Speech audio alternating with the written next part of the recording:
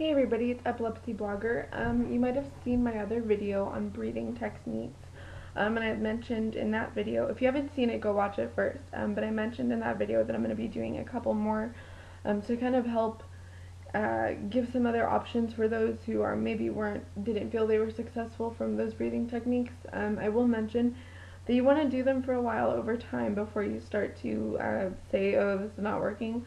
You want to try it for about a week or two before you say it's not working, because things take time, and you really need to get into it. You might not be doing it right and you won't realize it, and you really need to do it I do it 5 times a day, but if you can do it about 3 times a day, you really need to stick to it and make sure it's at timed intervals, something that I didn't mention but I put in the description below.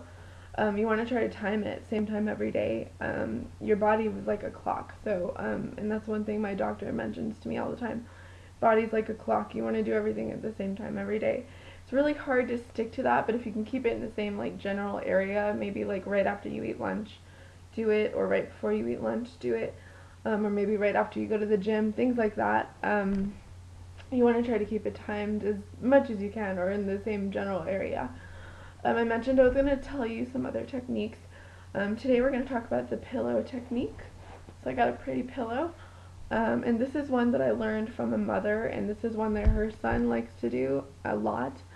And it's basically it's a stress reliever mixed with the breathing technique, and it's really cool because you want to get like a firm pillow. So we went and got one from the store, and he hugs it like this. Now this one's a little too small for me. I should have got a bigger one. But he hugs it pretty hard like this, and that relieves stress. And he'll hug it as much as he can and this is a great one for children. This is one I'm doing for children, so it might not be a good one for adults. I don't know, you can do it, but it's kind of fun for me. But he just squeezes it as hard as he can, and this is a very firm pillow, so that's really good for stress relieving. And I don't know if you've ever seen stress reliever balls, but when you're squeezing them, you're exerting pressure and energy, and you're letting it go when you unsqueeze. So he'll squeeze it as hard as he can, and he'll hold it and let it go. So he'll breathe in. So now we're going to put it together with the breathing. So he breathes in through his nose, squeezes, and he's holding his breath, by the way. This isn't exactly great for everybody, so if it's hurting you, don't do it. And then when he lets go of the air. He breathes out through his mouth.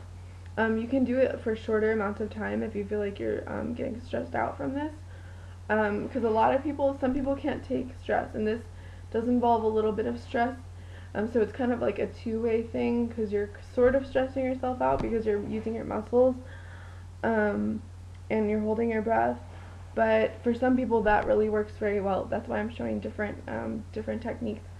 So you can try it again, and you can do it a little slower, or you can do it a little shorter, and you can just squeeze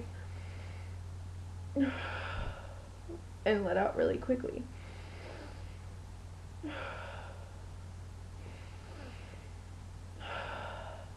And I find this is actually very stress relieving for me, and I might end up starting to do this, but I'm gonna have to get a different pillow because this is too small.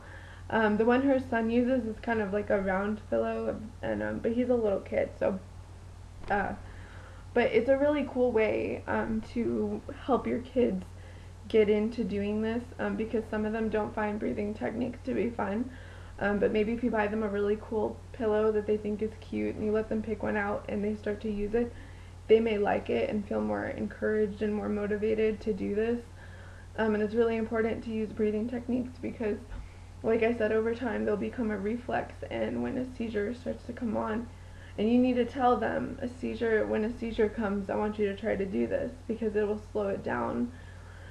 You're breathing, when you start breathing slowly like that, you're cooling off your brain, and you're relaxing your body, which is going to stop the seizure. So basically, when you're teaching them this, they're more likely to use it before a seizure, and the seizure can either be less severe or it can just go away completely. And this is what I do before my grand mal seizures.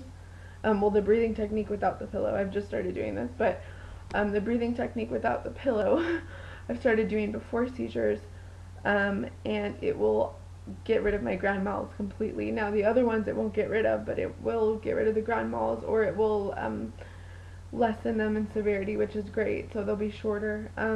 So that's something to think about, and it's a great motivational way, like I said, to get your children into doing the breathing techniques. So it's something to think about, just an idea I'm throwing out there. There's going to be tons more videos, so please stay tuned. I'm going to be doing them throughout the day because I have work, so if I look like I'm in a rush, it's because I'm in a rush. But I hope you guys enjoyed. Thumbs up if you liked the video. Please share if you liked the video as well. Alright, bye everybody.